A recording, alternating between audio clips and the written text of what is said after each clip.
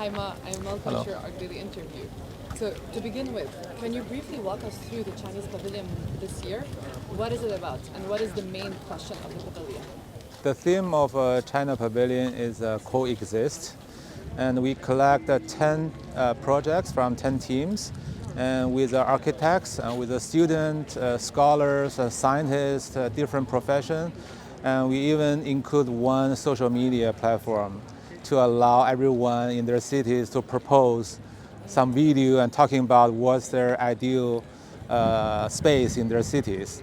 And then that part of video installation responding to architects' work who compose a city from all wasted models from different offices. So it make basically a virtual city that's not so livable, and then he plug in some small elements to make it livable. So I think this part of the exhibition really involve a lot of people. That's something I want to say. Also, the exhibition tried to link the tradition and the future. I think that's something also important to China because we're talking about the historical heritage, the Dunhuang, Liangzhu, all this old civilization. But what those things means to us, I think we try to invite young designers to reinvent the new things that inspire from those traditions. And we also talk about how nature become important in the future. Like we know them in the traditional architecture, gardens, all this traditional Chinese art. But how nature become spiritual and emotional in architecture, in the city planning. So that's some challenge we showed in some works.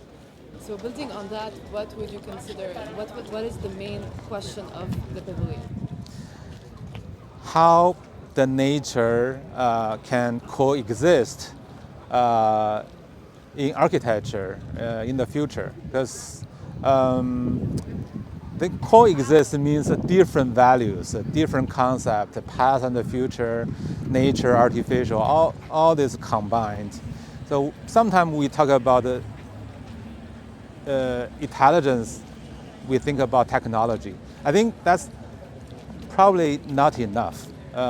When we talk about modern architecture, we talk a lot of material, technology, structure.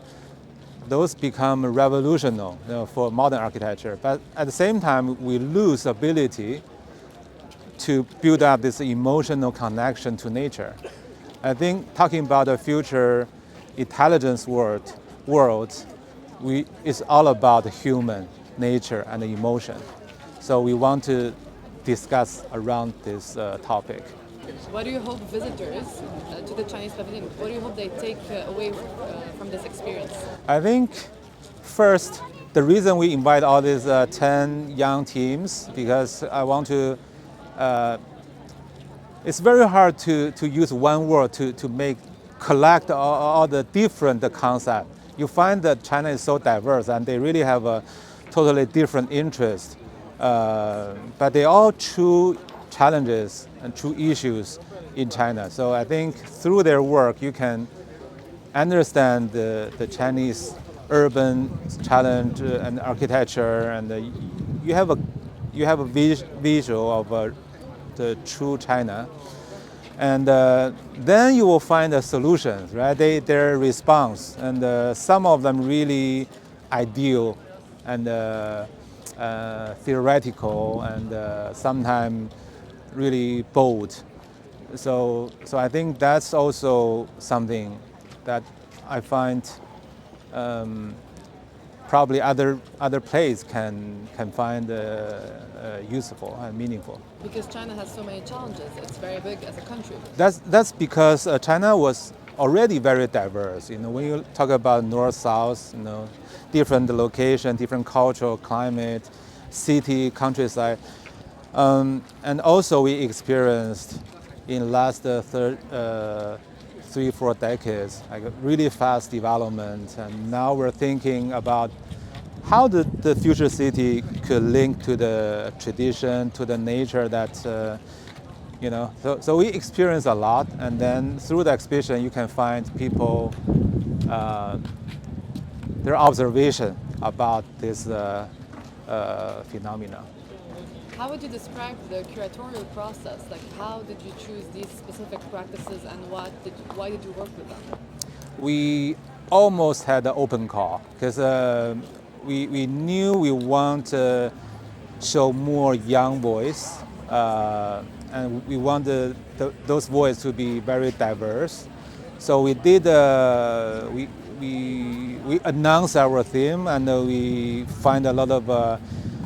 We know some young practice, but we also did a research, and we asked people to propose, and then. But that's just a small part. We chose the team, and they have to pair with other professions like scientists, like researchers, and then they will sit down have this conversation. It's more like a workshop. A collective. Yeah. So did you on purpose fit into the theme of the Biennale? Because I know that national pavilions announce their participations before and their themes before announcing the big theme of the Biennale. The collective, yes, I think that's a good theme. Actually, I was when they announced, I was teaching. Yeah. I was teaching in the States, so I found, this collective ideas are really important. You have worked on these ideas of the Biennale in your pavilion. Yeah. Because these are also challenges of China. Yeah, I think we want this pavilion to be a process, for people to know each other, to start some discussion, and to raise some issue to be noticed for other people, and further on continue discussions. And finally, my last question.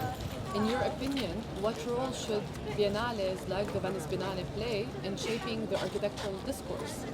I think the Biennale should all about ideas. I think because you have buildings in different places. Architecture is about location, environment, and people. But why we all come here, it doesn't make sense to just bring buildings, right? So I think share the ideas and talk about, debate about ideas is something where everyone looking for. So I think that now today's world, I think idea. What's the idea? What's your vision for the future? I think that has to be clear. Conversations between pavilions, the conversation also between those ideas, no? Yeah. I think that for our pavilion as well, because the different group of people, they probably have a different understanding about a certain topic. So we have 10 teams, and sometimes they could argue, debate. I think that's really something we need to let this go forward. Yeah. Perfect. Thank you very much. Yeah.